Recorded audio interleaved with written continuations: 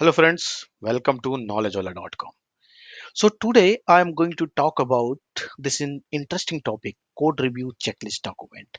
Okay, so this is a problem in each and every project I have seen. So, the code quality is not up to mark.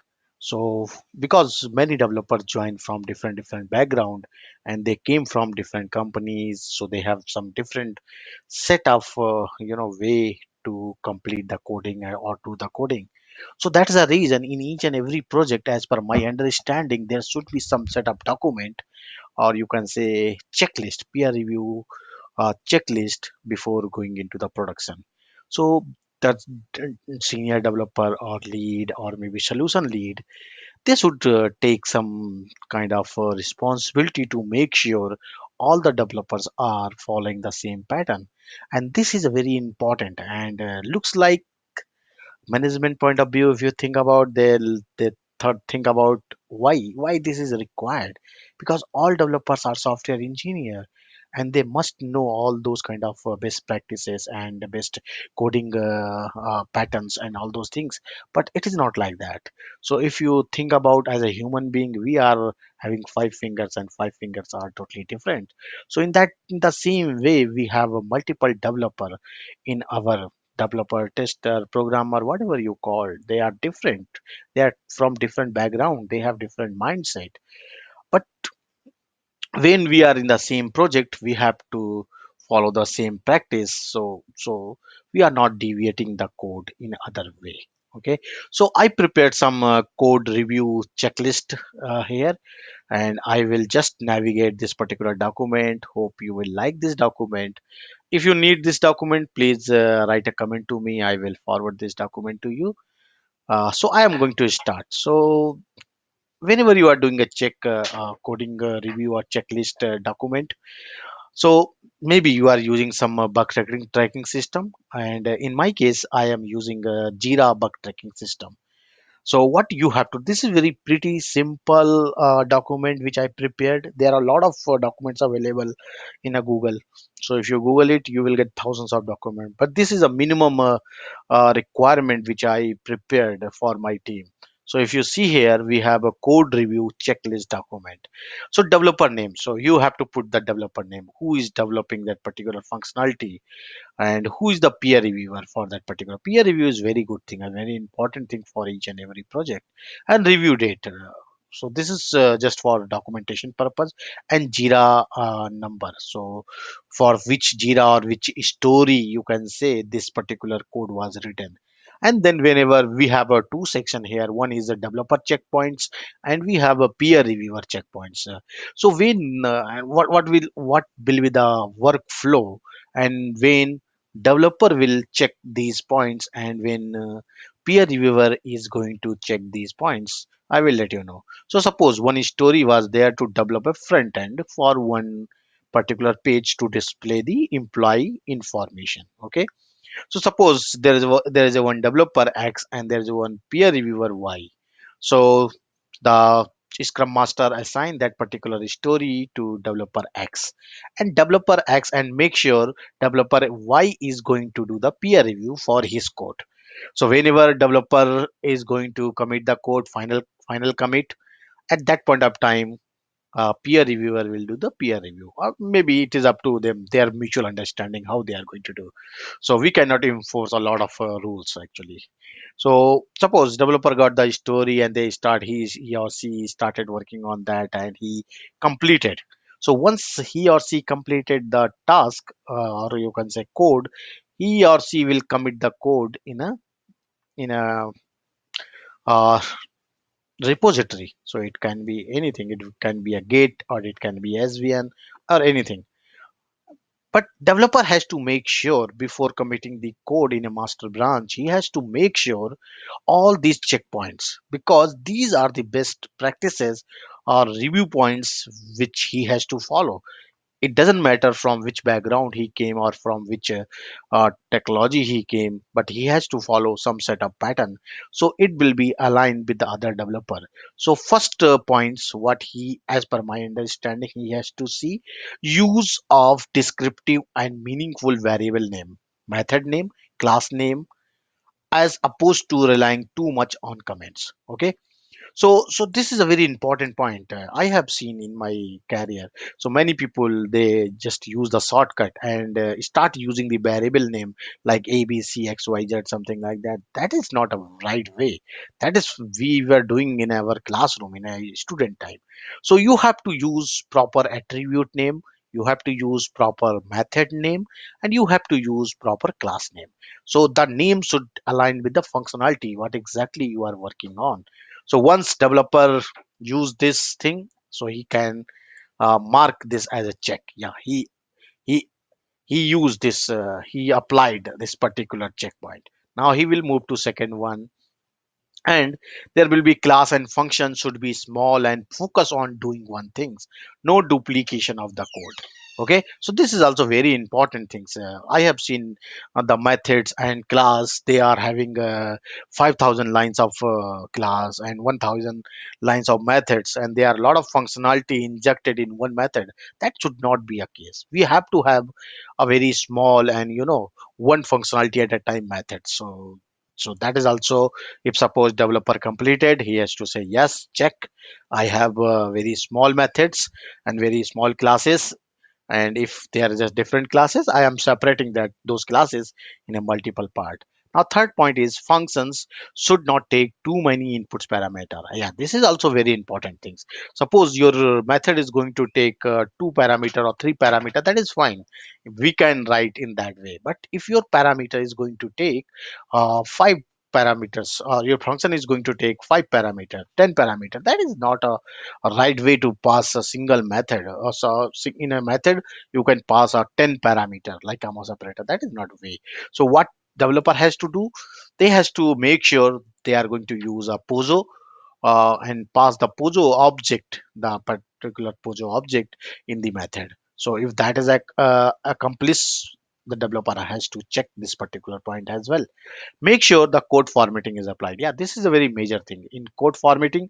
One developer use some other formatter, and then some other developer is using some other formatter. So in this way, whenever developer is going to change, he will change the entire file. Whenever any other person is going to work in a future and he is going to take the update, it looks like there's a lot of changes happened in this class, but changes was only one line or two line.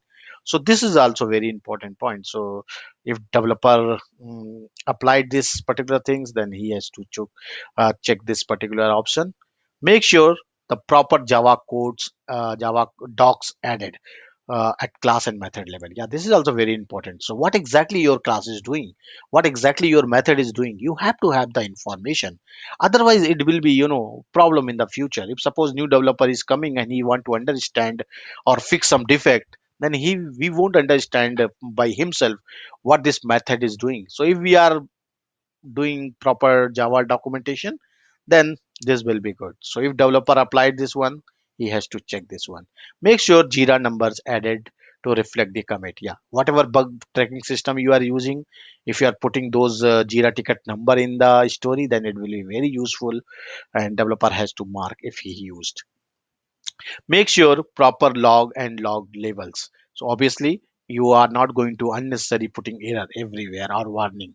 So if it is a information, you are going to put the information. If it is a really a warning, you have to put the warning. If it is an error, you have to put the error. It is not required to put unnecessary data as long as it is not critical, and it is going to use in the future. For suppose your application is going to consume a lot of payloads, so it is not like that for each and every request you are going to print the payload in your log. So if it is a really required, then print it. Otherwise, print a very partial information which can help uh, operation team to understand the issue. So if your developer applied this particular logic or followed this pattern, then he has to check this one.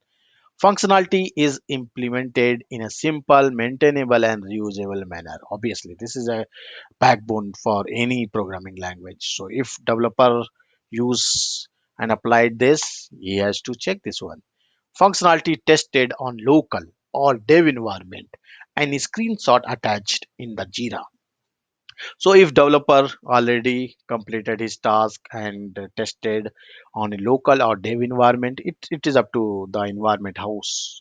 The environment setup is there. But The main thing is he or she has to test the functionality in local system, capture the evidences as a screenshot, video, or whatever format he he or she like it, then attach those things in a bug tracking system.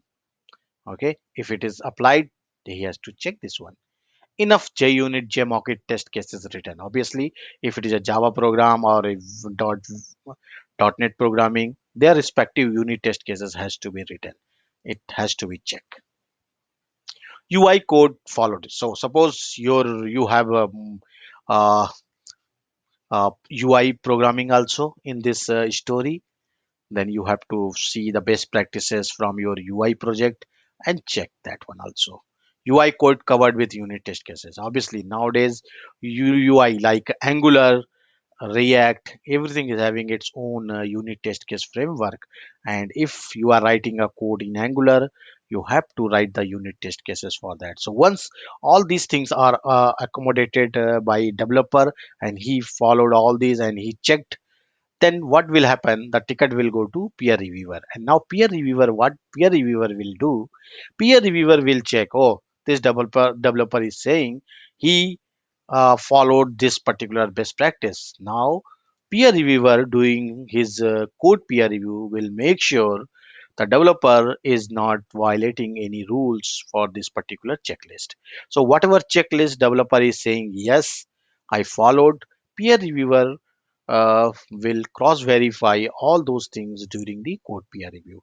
And peer reviewer will also do, yes, he followed this one, he followed this thing, he followed item number 4, he followed item number 5.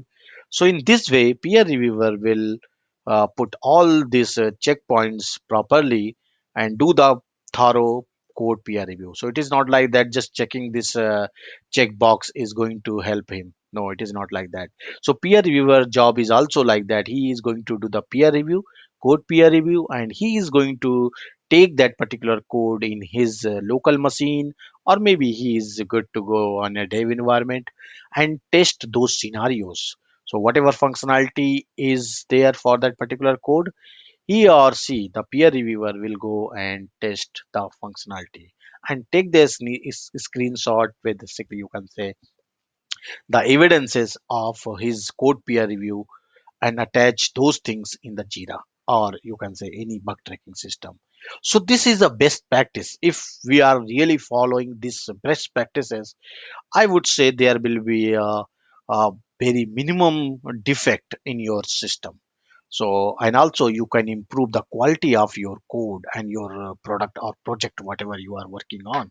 So, suppose something is not, now I am going in a last things. If suppose something is not meant for this particular story or defect or whatever you are doing, then you don't check and you can put the comment here like, yeah, this checkpoint is not required. Suppose your story is just related to Java code only and UI is not required at all, then what you can do under the UI section, you can write down this is no longer required, or UI is not required, or UI is not impacted, then peer reviewer will see and he will make sure there is no UI code committed. So this is best practice which I am thinking every project should use. There is a lot of other items also which I am not included here. So, but you are feel free to utilize these things. I hope I am done with this topic. Hope you like this code review checklist document. Thanks a lot. Have a nice day.